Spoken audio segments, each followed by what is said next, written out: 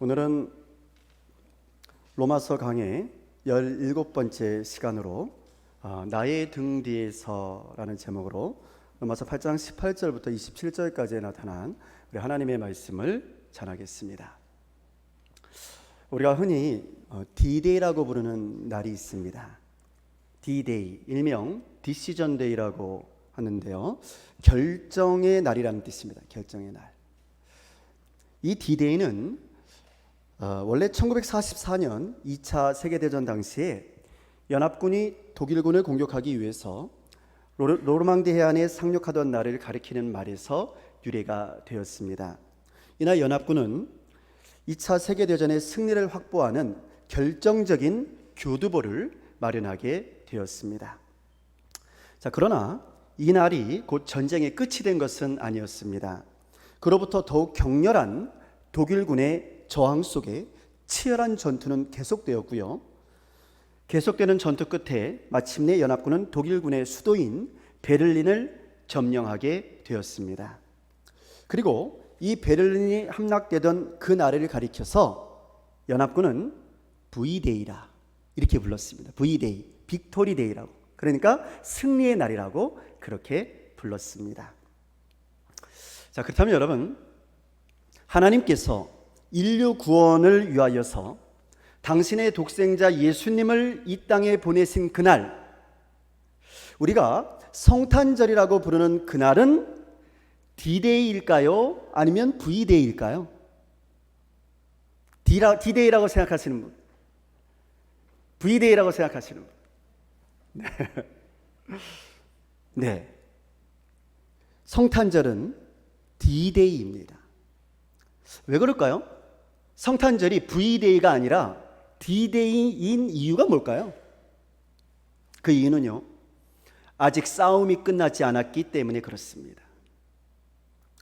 우리는 아직도 사탄의 격렬한 저항을 받으면서 사탄과의 치열한 영적인 전투 가운데서 살고 있기 때문에 그렇습니다. 예수께서 이 땅에 오셔서 우리가 성탄의 기쁨을 누리며 우리가 사탄에게 승리할 수 있는 D-Day, 그러니까 결정적인 기반은 마련했지만, 그래서 우리가 이 예수로 말미암아서 결국에는 승리를 하게 될 것이 분명하지만, 그러나 그럼에도 불구하고 우리가 아직은 완전한 승리를 얻은 것이 아닙니다. 그러면 완전한 승리의 그날, V-Day의 그날은 언제일까요? 그렇습니다. 우리 예수님께서 심판주로서 이 땅에 다시 오시는 그날, 예수님의 재림의 그날이 바로 우리의 V-Day인 줄로 믿습니다. 우리가 완전한 승리를 이루는 그날은 예수께서 다시 오시는 바로 그날입니다. 재림주가 오셔서 심판주로 오시는 그날, 우리 모두는 승리하게 될 줄로 믿습니다. 예수께서 다시 오실 때 사탄은 패배하고 우리는 영원한 승리를 얻게 될 것이기 때문입니다. 그렇다면 지금 우리는 어디를 살아가고 있는 것입니까? 여러분, 우리는요, 지금 D-Day와 V-Day의 중간 시대를 살아가고 있는 것입니다. 다시 말하면 우리 예수님의 초림과 예수님의 재림 사이를, 그 중간을 살아가고 있는 것이죠. 그러므로 우리는 이 기간 동안에 사탄과의 치열한 영적인 전투를 벌이면서 살아갈 수밖에 없는 겁니다. 예수를 통해서 우리가 구원과 죄사함을 경험하고 기쁨과 평화를 경험하며 하나님의 놀라운 은혜 가운데서 살고 있지만, 그러나 그럼에도 불구하고 여전히 우리는 사탄과의 치열한 영적인 싸움을 하면서 살아갈 수밖에 없는 그런 상황에 놓여 있는 겁니다. 최후의 승리를 향해서 말이죠. 그래서 우리는 때때로요, 이 영적인 싸움에서 우리가 넘어지기도 하고 쓰러지기도 하는 겁니다. 우리가 승리할 때도 많이 있지만 때로는 패배를 경험하기도 하며 때로는 심각한 고난을 경험하기도 하는 거죠. 그러나 그것은요, 어디까지나 소규모 전투에서 벌어지는 상황에 불과합니다. 대세는 기울었어요. 근데 소규모 전투에서 우리가 질 때도 있다는 거예요. 실제적으로는 이 사탄과의 전쟁은 이미 예수님의 오심으로 말미암아서, 예수님의 성육신하심으로 말미암아서, 예수님의 성탄과 예수님의 죽으심과 예수님의 부활로 말미암아서 이미 우리 쪽으로 대세가 완전히 기울어졌습니다. 할렐루야. 여러분 믿습니까? 완전히 대세는 우리에게로 기울어졌어요. 하나님의 백성들에게 승리는 있는 겁니다. 더 이상 사탄이 회생할 수 있는 길은 없어졌어요. 다만 이제는 사탄의 마지막 발악이 남아있다 그 말이에요. 그래서 사탄은 더욱 우리 예수 믿는 사람들을 미혹하게 하기 위해서, 이 말세에 예수 믿는 사람들을 미혹하게 하기 위해서 몸부림을 칩니다. 우리에게 상처를 입히려 하고요, 우리로 하여금 예수를 믿지 못하게 하기 위해서 온갖 계략을 다 꾸밉니다. 교회를 타락하게 하고, 목회자들을 타락하게 하고, 교회의 중직자들을 타락하게 합니다. 예수가 주인이 아니라 네가 주인이 되라고 우리를 공격해 옵니다. 그래서 때로는 이러한 사탄의 공격이 우리에게 고난으로 다가올 때가 있어요. 그러나 우리는 이러한 고난이 우리에게 닥쳐온다 할지라도 두려워할 필요가 없습니다. 왜 그렇습니까? 그 이유가, 우리가 두려워하지 않을 이유가 바로 오늘 본문 18절의 말씀입니다. 18절 말씀. 자, 함께 우리 같이 읽겠습니다. 생각하건대 현재의 고난은 장차 우리에게 나타날 영광과 비교할 수 없도다. 아멘. 그렇습니다. 여러분, 우리가 고난을 두려워할 필요가 없는 이유는 우리가 예수를 믿음으로 인해서 겪게 되는 이 고난들이 영원한 고난이 아니기 때문에 그래요. 여러분, 우리는 세상을 살아가면서요, 많은 종류의 고난에 처하게 됩니다. 그런데 그 고난의 내용이 조금씩 다 다릅니다. 다시 말씀드리면 우리가 받는 고난에도 종류가 있다는 거예요. 그런데 나의 세상 욕심을 채우기 위해서 발버둥 치다가 세상적으로 받는 고난도 있는 것이고요, 반면에 우리가 약속 있는 하나님의 백성으로 살기 위해서, 하나님의 나라와 의를 위해서 살다가 받는 고난도 있는 겁니다. 오늘 성경이 말하는 이 고난은요, 하나님의 나라와 하나님의 의를 위하여 애를 쓰다가 받는 고난을 말하는 겁니다. 내가 예수님의 사람이기 때문에, 내가 예수님을 위해서, 예수 믿는 사람으로서 나의 믿음을 지키기 위하여 노력하다가 받는 고난, 그 신앙 양심을 지키기 위하여 받는 고난, 그런 고난을 말하는 거예요. 성경은 이러한 고난은 장차 영원한 영광이 예비되어져 있는데, 우리가 받는 현재의 고난은 장차 우리에게 나타날 영광과 비교할 수조차 없다, 그렇게 말합니다. 어느 가정에요, 사법고시를 준비하는 수험생이 있었습니다. 이 사람은 좀 늦은 나이에 공부를 시작을 했고요, 근데 이제 결혼을 했어요. 자식도 2명이나 생겼습니다. 근데 시험에 계속 떨어졌어요. 이 사람은 시험을 계속해서 보기를 원했습니다. 그런데 문제가 있었어요. 경제적으로 그렇게 넉넉한 형편이 되지를 못했거든요. 그래서 시험을 계속 준비할 것인지 아니면 그냥 포기하고 돈을 벌어야 할 것인지 고민을 하게 됩니다. 그날 밤 자신의 치료를 놓고 깊이 고민하던 이 남편에게 아내가 다가와서 이렇게 말을 합니다. 여보, 아무 걱정하지 말고 시험을 준비하세요. 당신이 시험을 준비하는 동안에는 내가 나가서 일을 할게요. 애들은 어머니들께 좀 봐달라고 부탁드릴게요. 그리고 그때부터 이제 온 가족의 전쟁이 시작됐습니다. 시어머니하고 친정어머니가요, 번갈아 가면서 오셔서 이제 아이들을 봐주는 거예요. 그리고 아내는 식당에 나가서 일을 하기 시작했습니다. 남편은 이제 고시원에 들어가서 아내가 붙여주는 돈으로 생활을 하면서 이제 시험 준비를 하게 되었습니다. 남편은 정말 이를 악물고 노력했습니다. 총각대 시험을 준비하면서 대충 놀면서 하던 것하고는 상황이 완전 달라졌어요. 1분이 아까웠고요. 피곤해서 잠시라도 좀 눈을 붙이려고 하면 사랑하는 아내가 식당에서 일을 하는 모습이 떠올랐어요. 어머니들이 아이들과 함께 그 좁은 방에서 씨름하면서 고생하는 모습도 떠올랐습니다. 코피가 나고 몸이 허약해지는 것도 느껴졌지만 그는 멈추지 아니하고 공부에 전력을 다했습니다. 온 가족의 고난의 시간들이었습니다. 그런데 결국 수년 만에 이 남편이 이 사법시험에 당당히 합격을 하게 된 겁니다. 그리고 그토록 소망하던 판사의 직책까지도 맡게 되었습니다. 온 가족에게 큰 기쁨이요 아주 영광스러운 열매를 맺게 된 것입니다. 성도 여러분, 어떻습니까?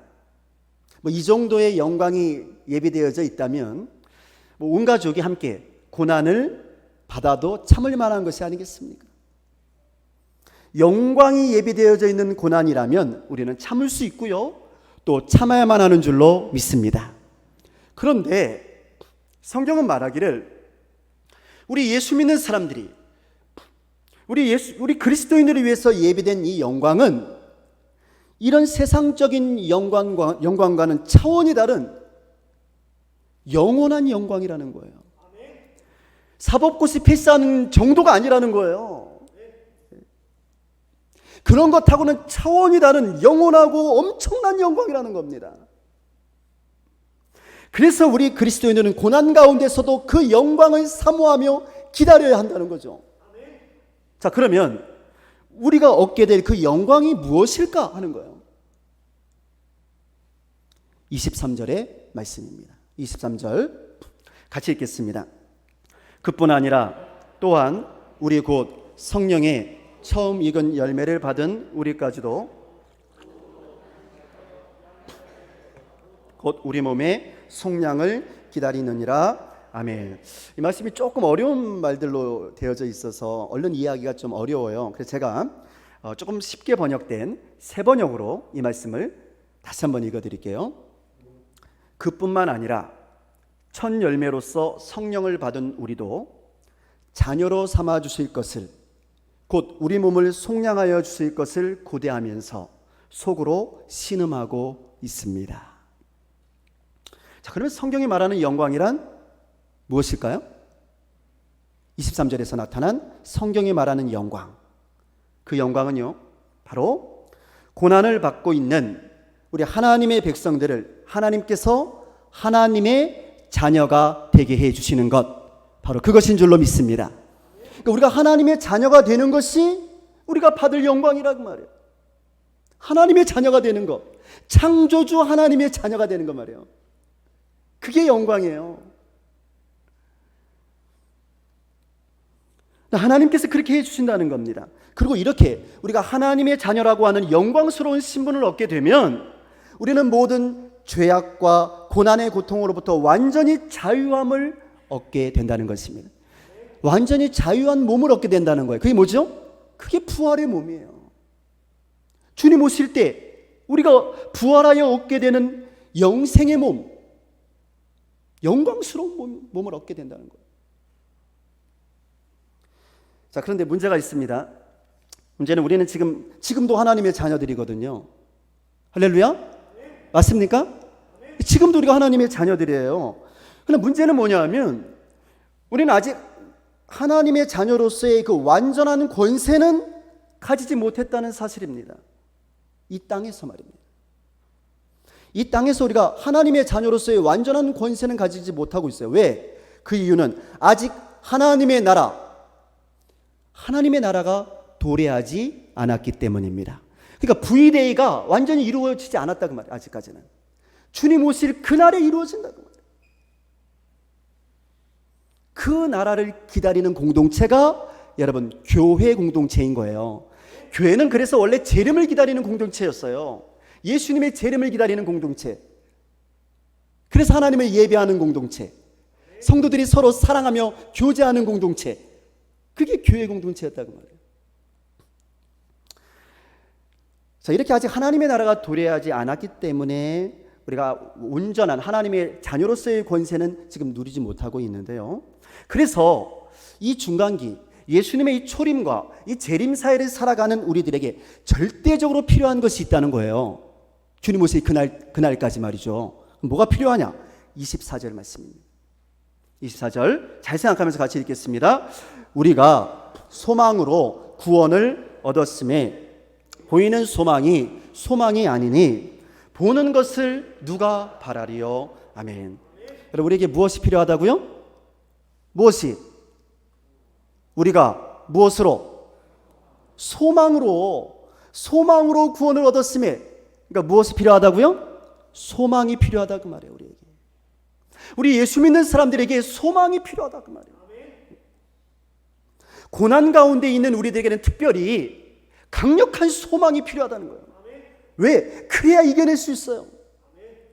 이 소망으로 이겨내는 거거든요.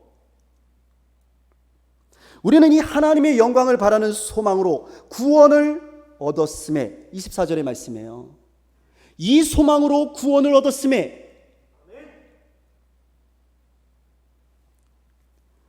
그런데 그렇게 바라던 우리의 소망은 눈에 보이는 것이 아니라는 겁니다. 보이는 소망이 아니니 보는 것을 누가 바라리요? 성도 여러분, 세상 사람들은요, 이 눈에 보이는 것들의 모든 소망을 두고 살아갑니다. 그래서 세상 사람들의 복의 개념은 모두 다 이게 보이는 거에 관계가 있어요. 복 많이 받으세요? 하면 다 눈에 보이는 것 많이 받으라는 거예요. 돈 많이 벌고 건강하고 출세하고 이런 거에 다 눈에 보이는 것들, 이 땅의 것들. 세상 사람들이 항상 중요한 것은 건강과 물질이죠. 그리고 눈에 보이는 명예와 권력이 최고의 가치입니다. 세상 사람들이 이런 복을 얻기 위해서 자신의 인생 전부를 걸고 살아갑니다.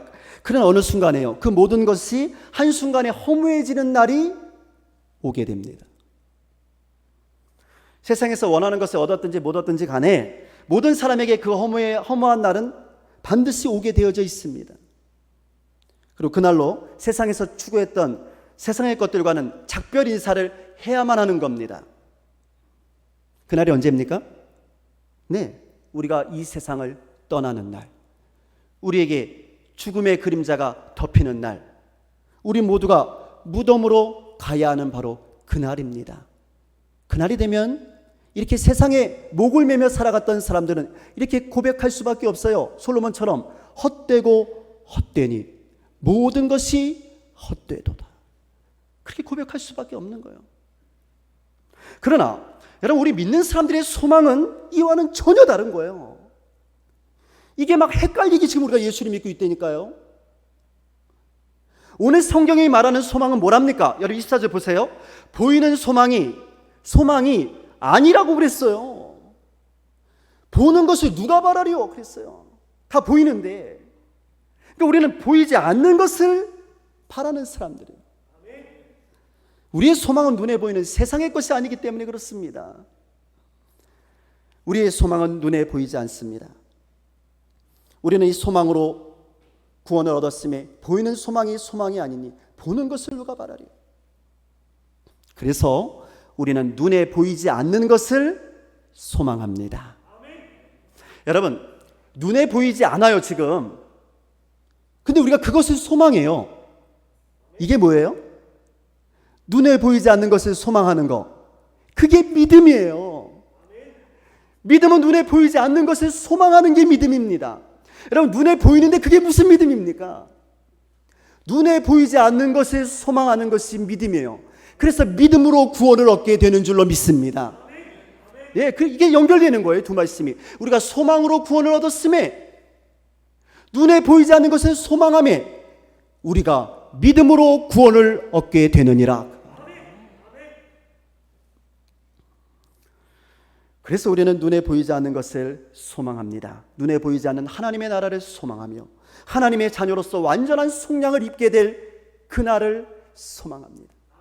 V-Day의 그날, 승리의 날을 소망하는 거죠. 자, 그런데 문제가 있습니다. 사실 이렇게 눈에 보이는 것들을, 이렇게 눈에 보이는 것을 바라고 또 그것을 얻기 위해 노력하는 것은 쉬운 일입니다. 왜? 당장 눈에 보이니까 잡히잖아요. 그런데 눈에 보이지 않는 것, 다가오는 하나님의 나라를 위해서는 그렇게 애쓰고 노력하기가 쉽지 않다는 거예요. 당장 눈에 보이지 않으니까. 그래서 성경은 25절에서 우리에게 이렇게 하라고 가르쳐 줍니다. 자, 25절 말씀 같이 읽겠습니다. 만일 우리가 보지 못하는 것을 바라면 참음으로 기다릴지니라. 아멘. 네, 만일 정말 우리가 이 보지 못하는 것을 바란다면 어떻게 해야 된다는 거예요? 참아야 된다는 거예요. 오래 참아야 된다는 거예요. 참음으로 기다려야 된다는 거예요. 그래서 하나님의 영광 안에 거하기를 원하는 우리 성도들에게는 이 참음이 필요합니다. 오래 참는 게 필요합니다. 고난 가운데서도 오래 참고 소망 중에 인내해야 하는 것입니다. 그래서 성경은 로마서 5장 3절과 4절에서 이렇게 말했던 거죠. 다만 이뿐 아니라 우리가 환난 중에도 즐거워하나니 이는 환난은 인내를, 인내는 연단을, 연단은 소망을 이루는 줄 알미라. 할렐루야. 여러분 다 아시죠? 다시 한번. 환난은 인내를, 인내는 연단을, 마지막으로 연단은 소망을 이루는 줄 알미로다. 그러나 그럼에도 불구하고 오래 참는다는 것이 결코 쉽지만은 않습니다. 우리가 소망도 있고 믿음도 있는데 오래 참는 게 쉽지 않은 것 같습니다. 특히나 우리같이 연약하고 인내력이 부족한 사람들이요, 오래 참아내는 것이 정말 어렵습니다. 그래서 우리는 중간에 포기하기가 쉽습니다. 주님의 일을 하다가도요, 조금만 고난이 닥쳐와도 하고 힘이 들면 그냥 주저앉고 싶은 그런 심정이 드는 것도 사실이에요. 내가 왜 주의 일을 하면서 이렇게 욕을 먹어야 돼? 하면서 말이죠. 사실 지나온 우리의 모습을 돌이켜보면요, 우리 앞에 닥쳐온 이 시험 물결 앞에서 맥없이 나가 떨어진 적이 한두 번이 아니잖아요. 문제는 우리가 이렇게 오래 참아내기에는 너무나도 연약한 존재라는 사실이죠.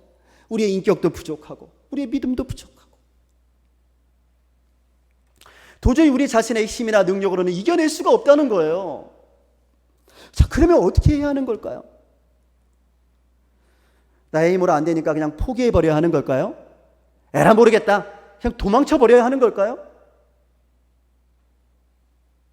성경은 우리에게 뭐라고 말씀하실까? 성경은 우리에게 아무 걱정하지 말라고 말씀하십니다. 아무 걱정하지 말라고. 왜? 우리가 이겨낼 수 있도록 도와주시는 분이 계시다는 거예요. 할렐루야? 여러분 알고 계셨습니까? 우리가 이겨낼 수 있도록 우리를 도와주시는 분이 계시다는 이 놀라운 사실을 여러분 알고 계십니까? 성경이 우리에게 이렇게 증언합니다. 26절과 27절 말씀, 우리를 도와주시는 분에 대한 증언입니다. 26절, 27절 같이 읽겠습니다. 이와 같이 성령도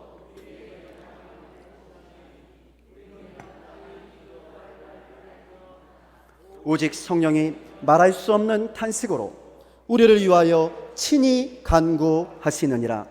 마음을 살피시는 이가 성령의 생각을 아시나니 이는 성령이 하나님의 뜻대로 성도를 위하여 간구하심이니라. 아멘. 여러분 누가 도와주신답니까? 누가? 성령님이 도와주신답니다. 믿습니까? 네, 성령께서 우리를 도와주시는데 말할 수 없는 탄식으로 우리를 위하여 친히 간구해 주신답니다.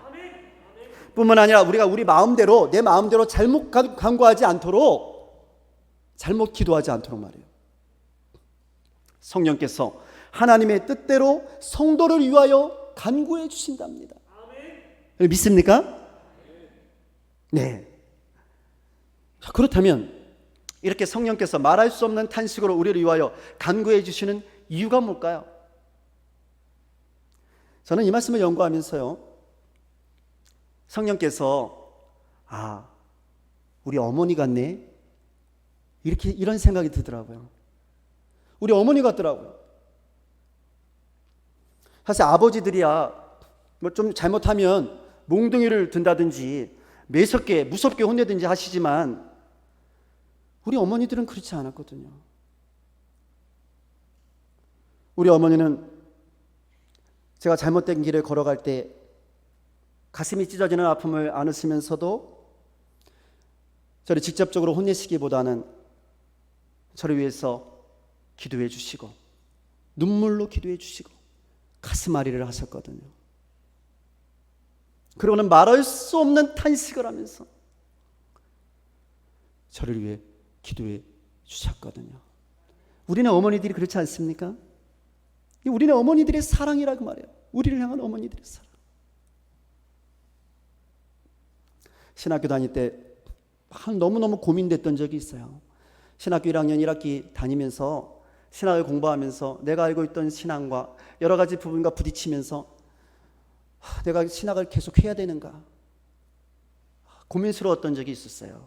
1학년 1학기를 마치면서 제가 어머니 앞에 가서 그랬어요. 어머니, 나 더 이상 신학대학 못 다니겠어요. 여름방학 때 그랬어요. 근데 왜 그러시냐요? 내가 생각했던 신학대학이 아니에요. 그랬어요. 저는 도저히 이거 감당할 만한 자격이 안 되는 것 같아요. 어머니, 나 조금 더 공부해가지고 교대나 갈랍니다. 교대. 그래서 선생님이 제 체질에 맞는 것 같아요. 그렇게 할까요? 그렇게 허락해 주세요. 그랬더니 우리 어머니가요, 아무런 말씀 안 하시고 눈물을 흘리시더라고요. 지금 제 그 눈물이 생각이 나요. 부엌에서 어머니한테 이야기했다가 한 대 맞았으면 어쩌면 그만뒀을지도 모르는데 어머니가 그냥 우시는 거예요. 한 말씀도 안 하시고. 그래서 제가 다시 돌아와가지고 회개하고 다시 신학교를 다녔어요. 그 눈물을 보고서는 도저히 거역할 수가 없었어요. 눈물 속에 다 담겨져 있더라고요. 말할 수 없는 탄식으로 우리를 위하여 기도해 주시는 우리네 어머니의 모습들, 저는 그것이 바로 오늘 성경이 말하는 성령님의 모습인 줄로 믿습니다. 성령께서 여러분과 저를 위하여 말할 수 없는 탄식으로 하나님 앞에 간구하신다니까요. 우리를 도와주신다니까요. 오래 참고 인내해서 최후 승리를 얻을 수 있도록 말입니다. 우리가 이 달려갈 길을 다 마치고 하나님의 나라에 입성할 수 있도록 성령께서 저와 여러분을 도와주시는 줄로 믿습니다. 그래서 성령께서는요, 이렇게 앞에서 그냥 딱 우리를 도와주시질 않아요. 오히려 성령께서는 우리의 뒤에서, 우리네 어머니처럼 말없이 뒤에서 후원해 주시는 거지. 말할 수 없는 사랑을 담아서 탄식하면서 하나님께 간구해 주시는 분이 있습니다. 사랑하는 성도 여러분, 오늘 여러분의 등 뒤에서 여러분을 지켜주며 여러분을 도와주시는 참 좋으신 우리 성령님이 느껴지십니까? 지금 여러분의 등 뒤에 계시는 우리 성령님이 느껴지십니까? 하나님은 여러분을 사랑하십니다. 그러므로 영광스러운 이 생명의 면류관을 소망하며 믿음으로 오래 참고 인내하여서 예수 안에서 최후의 승리를 얻는 우리 모두가 되기를 주의 이름으로 축원합니다. 주님 오실 날이 다가오고 있습니다. V-Day의 그날이 다가오고 있는 줄로 믿습니다. 이제 우리 함께 찬양하려고 하는데요, 우리 성령님, 우리의 등 뒤에서 우리를 도와주시는 우리 성령님을 생각하면서 나의 등 뒤에서 나를 도우시는 주, 우리 마음으로 하나님 앞에 찬양 올려드리겠습니다. 나의 등 뒤에서 나를 도우시는 주, 매일처럼 주저앉고 싶을 때 나를 밀어주시네. 나의 등 뒤에서 나를 도우시는 주, 나의 인생 길에서 지치고 고나여 매일처럼 주저앉고 싶을 때 나를 밀어주시네. 일어나 걸어라, 내가 새 힘을 주리니. 일어나 너 걸어라, 내 너를 도우리. 나의 등 뒤에서 나의 등 뒤에서 나를 도우시는 주 평안히 길을 갈 땐 보이지 않아도 지치고 곤하여 넘어질 때면 다가와 손 내미시네. 일어나 걸어라 일어나 걸어라 내가 새 힘을 주리니. 일어나 너 걸어라 내 너를 도우리. 나의 등 뒤에서 나의 등 뒤에서 나를 도우시는